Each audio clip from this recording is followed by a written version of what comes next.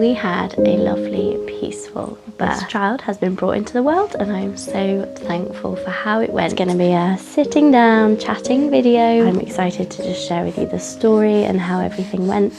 It's positive, encouraging and peaceful, and so if you're pregnant looking for what it might be like to have a peaceful hospital birth, then this video is for you. We've been recovering from our sickness the past few weeks, so excuse my coffee voice. So everyone's birth is always so different, obviously, and we all experience labour in different ways. So I'm really pleased to be sharing a positive birth story with you guys. Nothing went wrong at all and everything was very smooth and encouraging. This is my third vaginal natural delivery in the hospital. I'm just really glad that everything went as peaceful as it could be. So I aim to offer encouragement and insight and positivity generally about birth. Birth is, quite frankly, can be quite beautiful, and it's obviously many other things at the same time. But it is a good thing, and so I wanted to shed light on it and let it be a positive thing for those of you watching. So first of all, I'll introduce this little man to you. You can't see him right now, he's just nursing, but his name is Judah William and he was born a week ago now, and so we are a week into his little life. Everything is going really smoothly, breastfeeding is going really well. He has been, with me the whole time. We've been enjoying lots of calm, quiet snuggles and adjusting to life as a family of 5, which is just crazy to me. 5 feels like a lot of people. Life with a 3-year-old, a 2-year-old and a newborn has been interesting while battling our sickness. That's also been quite tricky, but we have almost recovered and life is settling in smoothly for us. So initially when we first got pregnant with Judah here, I really had my heart set on a home birth. I had my heart set on doing it at home, naturally, maybe with a pool, and all the sort of things that you see comes along with a home birth. I've never had a home birth before. My previous birth went nice and smoothly, so that's what I'd set out to do and that's what I told the midwives. However, in our area, we're not currently having any home births. And so for a while they thought maybe you can, and maybe it'll start back up again in time. Because of COVID, because of a shortage of midwives, we haven't been having any home births in the area. Now, since giving birth, they have started that in a week.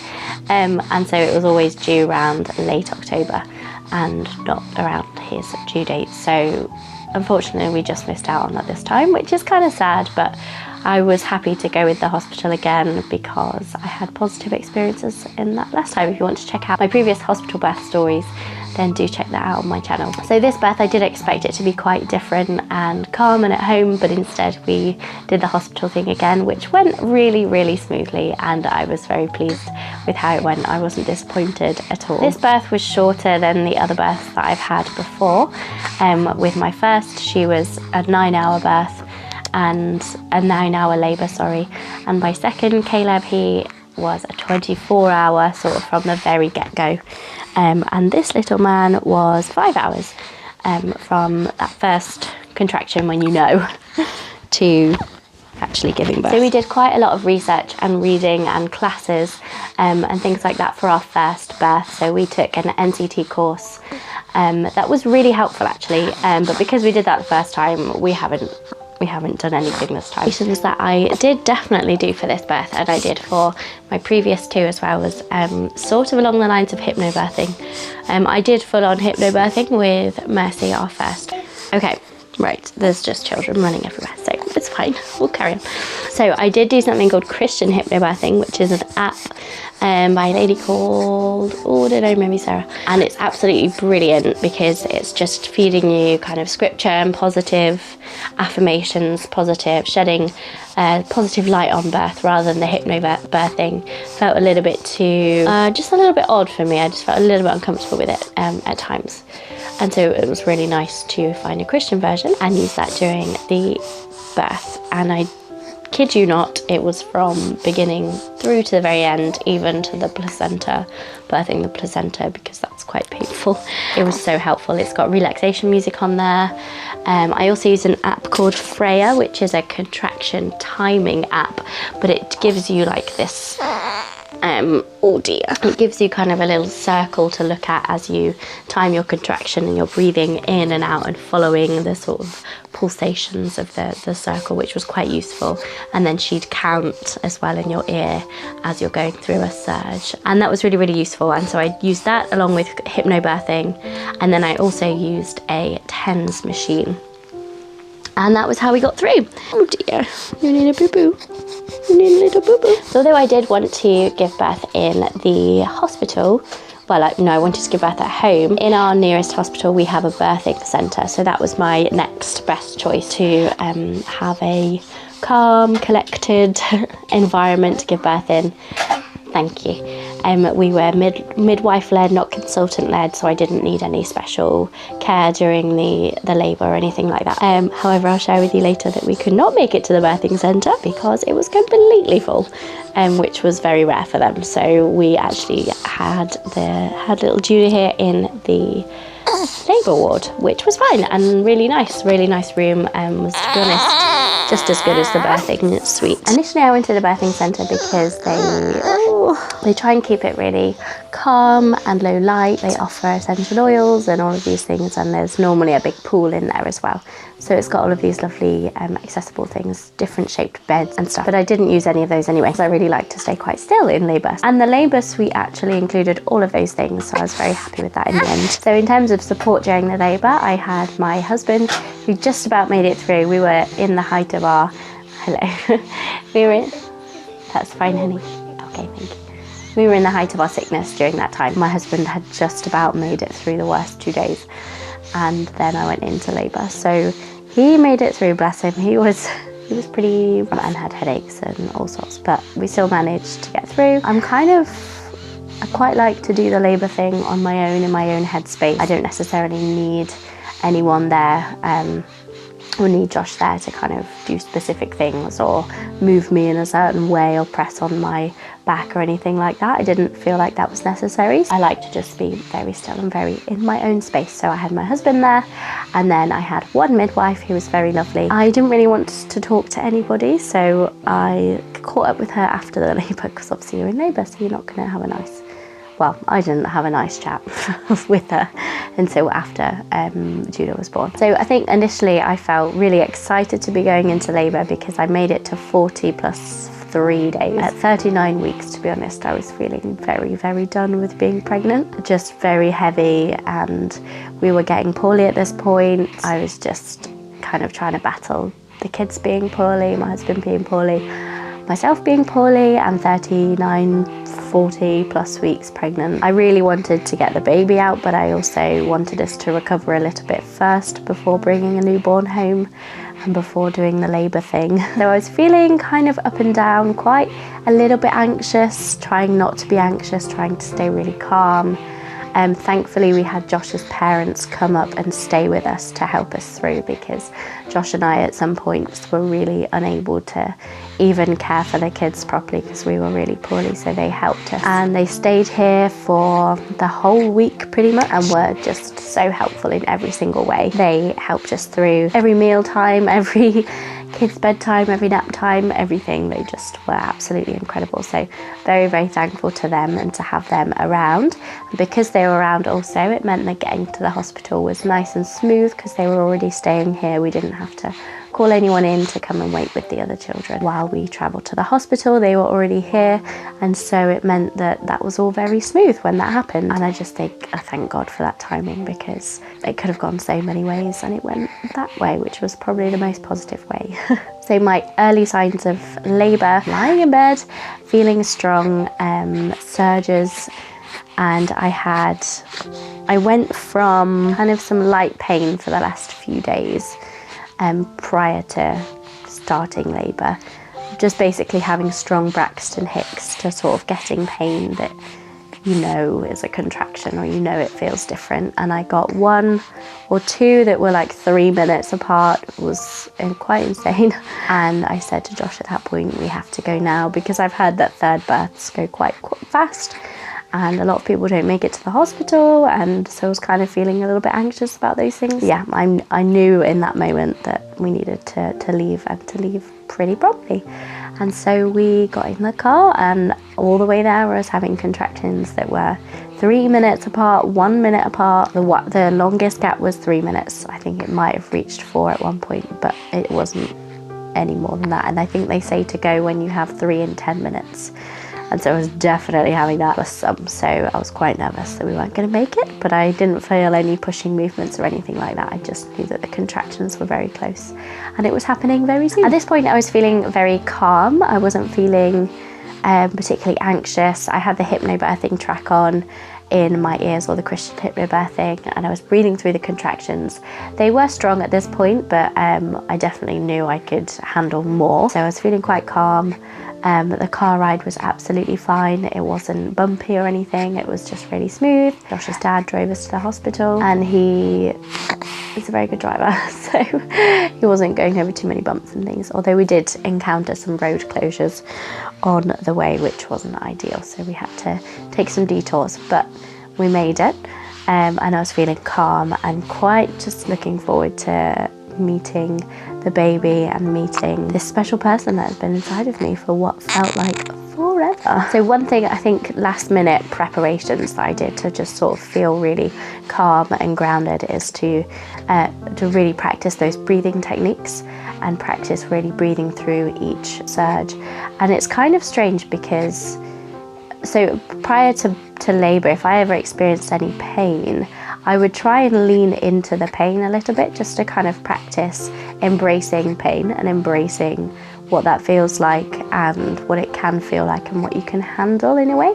Now obviously nothing extreme, but you know, if I had some back pain or it was painful, I had a painful arm for some reason, just trying to mentally get into the headspace of this is okay, this is an okay pain. Obviously you don't labour in your arm, but just in terms of prep and mentally preparing for pain, leaning right into it. And I think that's a part of the Bradley method. I think it's called the Bradley method, and it's envisioning everything that's happening in the labour, and when you feel the pain, knowing that that's what's happening in that moment is that, you know, the baby's descending into the birth canal, or the uterus is tightening, or, you know, leaning into the specific things that are happening and fully embracing that and not trying to fight your way out of it, fight or flight, but just leaning in. So I would kind of do that as last minute prep throughout these Braxton Hicks that I was experiencing, throughout little points of pain that I was having in my back, or if I hit my arm or whatever, I'd just try and lean into it just to practice.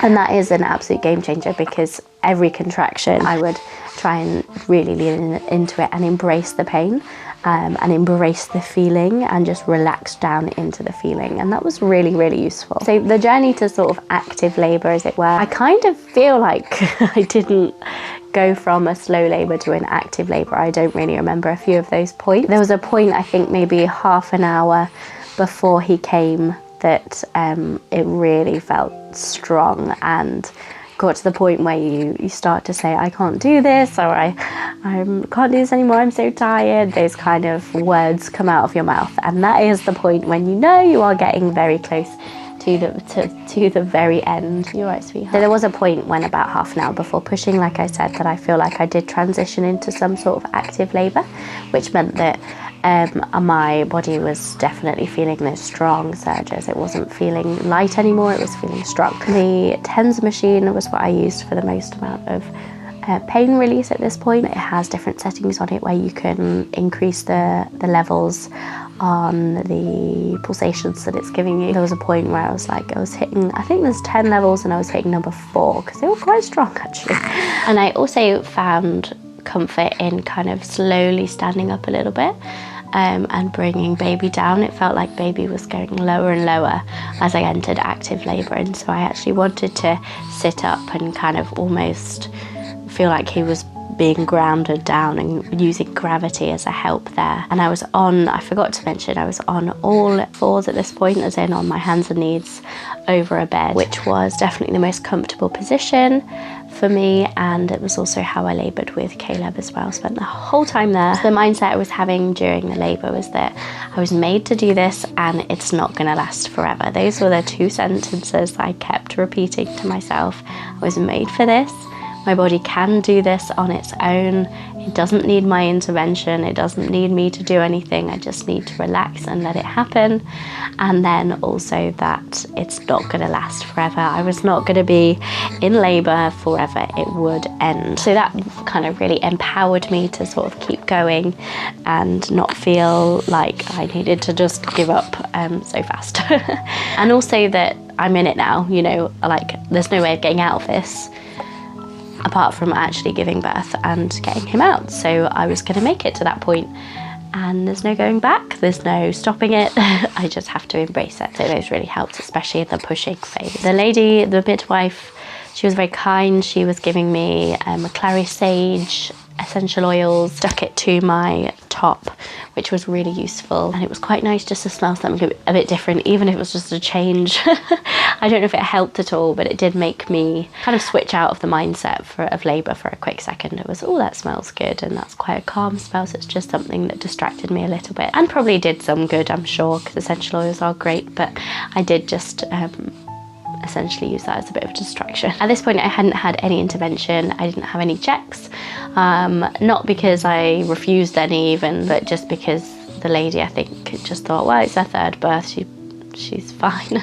And she could tell how I was labouring and it was all going okay, so she didn't feel the need to check, which I was really grateful for. I hardly had any interventions. She checked baby's heartbeat multiple times just with the Doppler, but it wasn't distracting at all for me. I was able to stay in the same position and not have to move around for her to check the baby, so that was really useful. The way I managed the intensity of the active labour phase was to really, like I said earlier, to take deep breaths and move down into those contractions, to really ground myself in those feelings and almost embrace the pain, like I was saying earlier, which sounds really backwards, but it really, really does help. Managing that transition is going to be a really vital point for you, especially if you want to go natural and not much pain relief. It's just having those sentences that you repeat over and over again, and then fully just grounding yourself as you feel the intensity grow. As I knew he was coming, it felt exciting and invigorating, but also I couldn't wait for him to come out, because it was the most challenging part was the pushing for me. Hello, child number 2. As soon as Judah arrived, I felt such immediate relief, because trying not to push out the baby but let the baby come out is quite an experience. They call it the circle of fire, something like that. And I definitely felt that this time around. Thankfully, I didn't have any stitches or anything. I didn't tear. Everything went really well. And the way I controlled that is by short breaths as labour is happening, as the pushing, as him coming out is happening, and by just again trying to ground myself as much as possible and listening to the don't push, don't push, don't push, just let him come out, just let him come out kind of advice. I had my hypnobirthing on so loud at that point that I had to just stare at Josh, because I didn't quite know what they were talking about and what they were telling me, so I just watch his lips and trust that I was doing the right thing, which you are, because your body knows what it's doing. So your body knows, this is my biggest piece of advice, your body knows what to do, or your main job is to relax. Your job is to stay calm. Your job is to be present and calm and peaceful and do everything that you can to keep your head in that place. Your body does the rest. It does the rest. So I really encourage you to listen to your body as you step into labour, and focus, if you're preparing for labour and you'd like a natural birth, or as natural as you possibly can, depending on how everything goes, then I would absolutely focus on your mindset more than anything else. That is the most important. Focus on what makes you feel the most relaxed.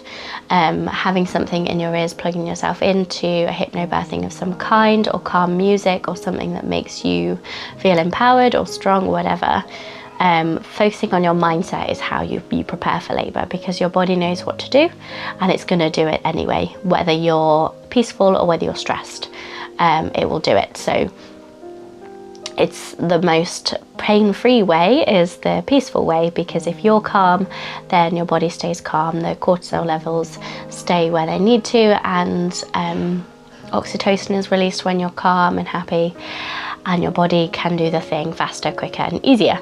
If you're stressed and you go into fight and flight mode, your body tenses up, it can slow down labour, and it makes it a lot harder, because if we try and tear away from pain, fight pain, then we feel it more. Lean into it a little bit, calm yourself down, calm your mindset, have someone telling you things that you need to hear, find a couple sentences that work really well for you. For me, like I said, was I am made for this and I'm not going to be labouring forever.